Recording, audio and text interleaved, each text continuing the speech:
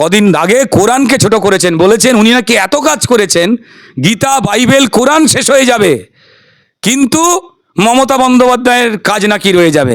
এতটা ঠুনকো করেন আমি মুসলমান সমাজকে। আর ওই তৃণমূলের ওই দালালি করা ইমাম সাহেবদের, শ্রদ্ধেয় ইমাম সাহেবদের বলবো যে জেগে উঠুন।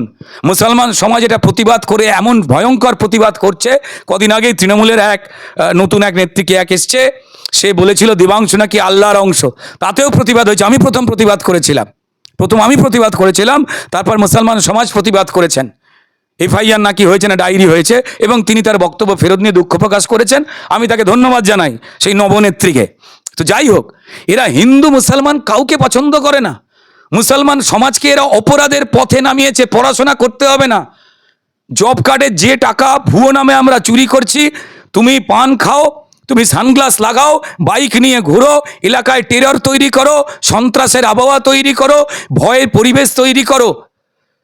তারা মুসলমান যুব সমাজকে তারা নেশাগ্রস্ত করতে চাইছে, যত 2 নম্বরই কাজের মধ্যে জড়িয়ে দিচ্ছে। ভালো চায় মমতা বন্দ্যোপাধ্যায়, তিনি ভালো চাইেন না, ভালো কোনোদিনই চাইতেন না, তা প্রমাণ করে দিয়েছিলেন যখন বলেছিলেন এরা দুধেল গরু, এরা লাথি মারলেও সেই লাথি খেতে হবে। মুসলমান সমাজকে ইনি গরু বলেছিলেন। তারপর আনিস খান, তারপর বকটই, তারপর মুসলমান ভাই বোনদের চাকরি বাকরি, চাল ডাল, নরেন্দ্র মোদী যা যা চাল পাঠান সেখানে লেখা থাকে হিন্দু, সেখানে লেখা থাকে মুসলমানের নয়। আমি সেই মুসলমানদের প্রশ্ন করব যে দেশের যিনি নেতা, দেশের যিনি প্রধানমন্ত্রী, ভারতীয় জনতা পার্টির সরকার, আপনারা দেখান যে একটাও প্রকল্প করেছে যে প্রকল্প আমাদের সাচ্চা মুসলমান সমাজের জন্য নয়। আপনাদের নাগরিক হিসেবে হিন্দুদের মতোই যারা ট্রিট করছেন, যারা সবটা দিচ্ছেন, তাদের বিরুদ্ধে আপনারা কথা বলছেন। আর যারা আপনার সবটা চুরি করছে তাদের পক্ষে আপনারা দাঁড়াচ্ছেন। একটুখানি হৃদয়ে হাত দিয়ে আমি সাচ্চা মুসলমানদের ভাবতে বলবো। আর তারা সেটা ভাবছেন বলেই মমতা বন্দ্যোপাধ্যায়ের থেকে মুসলমান সমাজের ভোট সরে যাচ্ছে। প্রচুর সংখ্যালঘু ভাইয়েরা বোনেরা আমাদের দলে আসছে, আমাদের সঙ্গে কথা বলছে। মমতা বন্দ্যোপাধ্যায় তিনি হিন্দু ধর্মকেও ছোট করেছেন, মুসলমান ধর্মকে। ওদের মসজিদে যখন ঢুকে পড়েছিল হিজাব পরে, তখনই একটা অংশের ইমাম সাহেবরাই ইসলামকে কলুষিত করেছেন।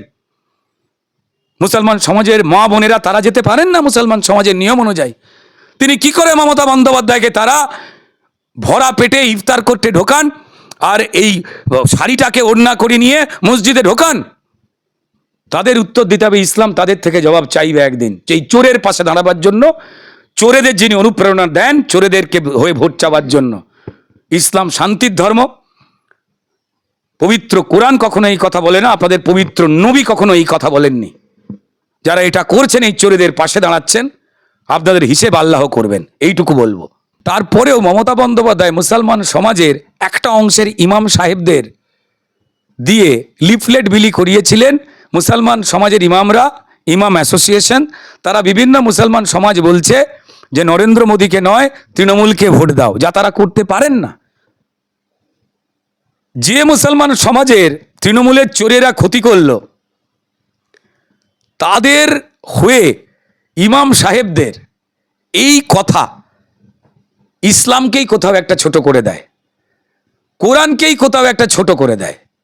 আমি জানি না কোথায় পবিত্র কোরআনের কোথায় লেখা রয়েছে। ইমাম সাহেবরা তো পড়ান কোরআন, কোরআন সম্বন্ধে তার বিভিন্ন হাদিস আয়াত যেগুলো রয়েছে, সেখানে কোথাও তো লেখা নেই যে নবী বলে দিয়েছেন যে চোরেদের সঙ্গে থাকতে হবে। যে চোরেরা মুসলমান সমাজের ক্ষতি করলো, যে ইমাম সাহেবরা পবিত্র কোরআনের পাঠ দেন, তাদের সমাজের যে ক্ষতি করলো, ইমাম সাহেবরা তাদের ভোট দিতে বলছে। আমি ভুলে যাচ্ছি হিন্দু সমাজের কথা। তার মানে একটা অংশের ইমাম সমাজকে টাকা পয়সা দিয়ে বা কিছু দিয়ে ম্যানেজ করেছেন মমতা বন্দ্যোপাধ্যায় মুসলমান সমাজের ভোটটার জন্য। এই ইমাম সাহেবরা কোথায় ছিলেন যেদিন আনিস খানকে মমতা বন্দ্যোপাধ্যায়ের পুলিশ আমতায় ছাদ দেখে ফেলে মেরে দিল? এই ইমাম সাহেবরা কোথায় ছিলেন যেদিন তৃণমূল বকটুইতে মুসলমান সমাজের মা বোনগুলোকে পুড়িয়ে ছাই করে দিল? ইমাম সাহেব, আপনাদের শরিয়াত আইনে নাকি বলা হয়, শরিয়াত আইন মোতাবেক যদি কেউ চুরি করে তার নাকি সর তন সে জুদা করো, হাত কেটে নাও, এসবের শাস্তি। তো যারা আপনাদের বাড়ির, যারা আল্লাহকে পুজো করে, নবীকে পুজো করে, যে সাচ্চা মুসলমান সমাজ, তাদের যারা ক্ষতি করলো, তাদের যারা সব চাকরি বাকরি, চাল ডাল রেশন যা কেন্দ্র থেকে নরেন্দ্র মোদী বিজেপি সরকার পাঠাচ্ছে, না আমরা আমাদের পয়সায় পাঠাচ্ছি না, এটা হিন্দু মুসলমান আমার দেশের যারা নাগরিক তাদের ট্যাক্সের টাকা, অর্ধেক টাকা রাজ্যে থাকে, অর্ধেক টাকা কেন্দ্রে থাকে। কেন্দ্র গরিব মানুষের কি করে উন্নয়ন করা যায় সেটা দেখে বিভিন্ন পরিকল্পনা করে তাদেরই জন্য সেই টাকা পাঠায়। আমাদের দেশের প্রধানমন্ত্রী, আমাদের পাহারাদার নরেন্দ্র মোদীজি সেই কাজ করেছেন। তার প্রকল্পের মধ্যে কোথাও হিন্দু মুসলমান ভাগাভাগি নেই, শিখ খ্রিস্টান ভাগাভাগি নেই, সবকা সাথ সবকা বিকাশ। আপনার মুসলমান সমাজ এখনো যে বেঁচে রয়েছে ভারতবর্ষে, হিন্দু সমাজের মতোই যারা গরিব মানুষ বেঁচে রয়েছে, তাদের সবার জন্য নরেন্দ্র মোদীজি পাঠাচ্ছেন।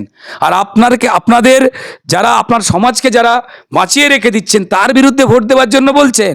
আর আপনার মুসলমান সমাজকে যারা লুট করছে, রাস্তায় যে ছেলে মেয়েগুলো বসে আছে চাকরি না পেয়ে, সেখানে সাবিনা বসে আছে, সেখানে শরীফুল বসে আছে, আমাদের হিন্দু বাড়ির সাবিত্রী বা শান্তনুর মতো চোখের জল ফেলছে। আপনারা যারা চুরি করলো আপনাদের তাদেরকে ভোট দেওয়ার কথা বলছেন। আপনারা কি ইসলামের সেই মর্যাদাটা, পবিত্র কোরআনের মর্যাদা রাখতে পাচ্ছেন? একবার বুকে হাত দিয়ে জিজ্ঞাসা করুন। আমি সালাম জানাই, আমি প্রণাম জানাই, আমি কুর্নিশ জানাই সেই সমস্ত সাচ্চা রাষ্ট্রবাদী মুসলমান সমাজকে, যারা স্বাধীনতার আন্দোলনের সময় একসঙ্গে কাঁধে কাঁধে মিলিয়ে লড়াই করেছিলেন, যারা এই চোর তৃণমূলের বিরুদ্ধে পড়াশোনা জানা শিক্ষিত মুসলমান সমাজের ছেলেমেয়েরা যারা প্রতিবাদ করছেন, আমি প্রণাম জানাই সেই সমস্ত মুসলমান সমাজের মুরব্বীদের, সেই সমস্ত ইমাম সাহেবদের যারা সত্যের পথে কথা বলছে, যারা চোরকে ভোট দিতে বলছেন না, যারা বলছেন আপনাদের যে ভালো করেছে তাদের ভোট দিন, যারা বলছেন এনআরসি সিএ হয়ে গেলে যারা আমার দেশের হিন্দু বা মুসলমান কাউকে বের করে দেওয়া হবে না, এই সত্যি কথাটা বলছেন। একবার ভেবে দেখবেন, আসলে ইমাম সাহেবদের একটা অংশকে মমতা বন্দ্যোপাধ্যায় হাতে নিয়ে ফেলেছেন কিছুর বিনিময়ে। কিন্তু এই ভারত সেবাশ্রম সংঘ, কার্তিক মহারাজেরা, এই রামকৃষ্ণ মিশন বা এই ইসকন, যারা ঝড় জল বৃষ্টিতে এই রেমালের সময় তারা কেউ বাড়িতে বসেছিলেন না, যারা গরিব বাচ্চাদের পড়াশোনা শেখান, যেগুলো দরিদ্র, সেখানে হিন্দু মুসলমান নেই, যখন তারা বন্যায় চাল ডাল নিয়ে পৌঁছে যান তারা দেখেন না কে হিন্দু কে মুসলমান। তাই ভারত সেবাশ্রম সংঘ, রামকৃষ্ণ মিশন, ইসকনের মতো পবিত্র প্রতিষ্ঠান যারা মানব সেবায় নিয়োজিত, যারা কখনো চোরের পাশে থাকেন না, সেই সাধু সন্ত সমাজ কেন চোরকে ভোট দিতে বলছেন না, অথচ একটা ইমামদের মধ্যে একটা অংশ তারা যে মুসলমানের চুরি হয়েছে সেই মুসলমানকেই বলছে তুমি তৃণমূলকেই ভোট দাও যে তোমায় চুরি করেছে। অথচ এই সাধু সন্ত সমাজ যারা রাজনীতি থেকে দূরে থাকেন, যাদের কাছে হিন্দু মুসলমান বলে কোনো কিছু নেই, তারা কেন মমতা বন্দ্যোপাধ্যায়কে ভোট দিতে বলছেন না চোরের পক্ষে? এইটাই হচ্ছে আসল রাগ। সেই থেকে তিনি বিষোদ্গার করেছেন। কিন্তু আলটিমেটলি কি হলো? আলটিমেটলি তারা রাজপথে নামলেন, লক্ষ লক্ষ মানুষ তাদের দেখে প্রণাম করলো। তারা শুধু একটাই কথা বলল যে পরিষ্কার বিভিন্নভাবে সনাতনকে ছোট করা হয়েছে। এই মমতা বন্দ্যোপাধ্যায়